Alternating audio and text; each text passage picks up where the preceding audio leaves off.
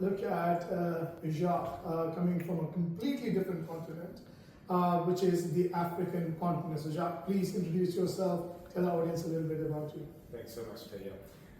Unfortunately, I'm the only one in this group that's not a doctor at this stage, but I'm clearly going to have to work on that. But yes, it's Jacques from Harare, Zimbabwe.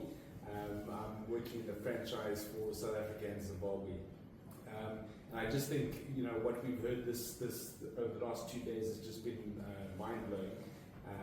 The technology that's going to be able to integrate with our in the education space, as well as in the Metaverse, in the real estate space as well, has just been mind-opening and really looking forward to what's coming with VRDa1. It's just so exciting. And you've been getting some absolutely phenomenal feedback. Yes, certainly. We've had a show in Durban, we've had a show in an expo in Harare. There's actually another one scheduled up in Kenya in a few months' time. So all these opportunities, I think the African nations and those countries are really on a drive for the AI to come in and give us some solutions in that space. And I think those countries are very open to looking at this technology and seeing how it can help their countries. I just think that the possibilities are endless. Education is one side, but there's so many other sectors out there that have, and we can use this technology to actually improve those industries as well and help so many things along. So I was also fortunate enough, in fact, while we're talking about the education, I was fortunate enough to have a meeting with our Minister of Information, Communication and Technology back in Zimbabwe, and they were very open and excited to see what we've got, and when I showed them, they were blown away with what we've already developed and is ready to go to market. So I think those sort of collaborations that happen at that level would obviously help move down the chain, and then also get into our schools. Obviously, our schools are the place that we need these things to go into. It doesn't just need to be a signed document with one of our ministers, but it needs to actually get to the people and get to the kids and help them and improve their lives and their learning.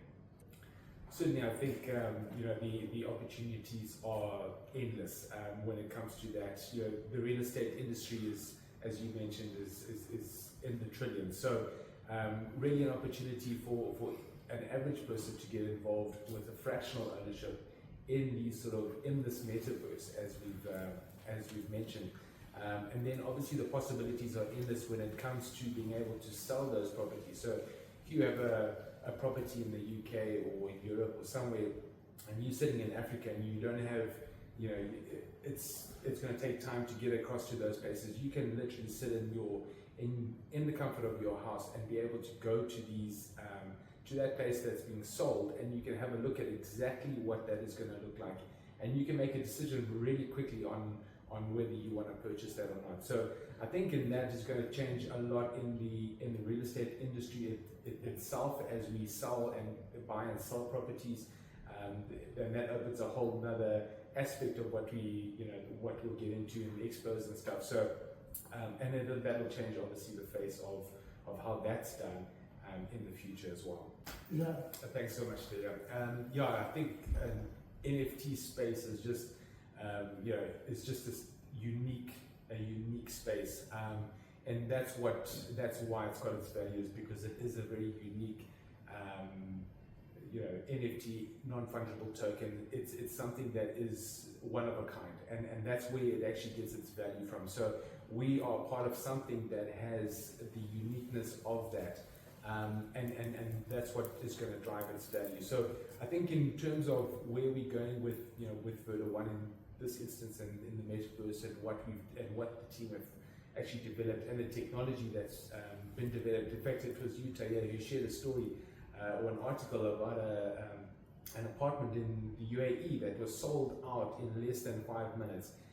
And that's the fractional power, or the fractional ownership power that is out there, and it's starting to get recognized more and more, and starting to become more and more mainstream as we see it in this space. So certainly right on the correct path here, and really moving in the right direction with VRDa1 and the Metaverse. Absolutely mind-blowing. And as you were saying, I remember Burj Khalifa, the world's tallest tower, at least as we speak. In July 2025, we have Merdeka 118, the world's second tallest tower and the tallest tower in Kuala Lumpur, Malaysia. Yeah. Fractional ownership, guys. So just think about that. Who knows, right? So sky is the limit. But thank you for sharing that. Again, gentlemen, thank you very much. It was a pleasure having you, sharing your opinions as well. Thank you. Thank you. Thank you everyone for watching. Thank you.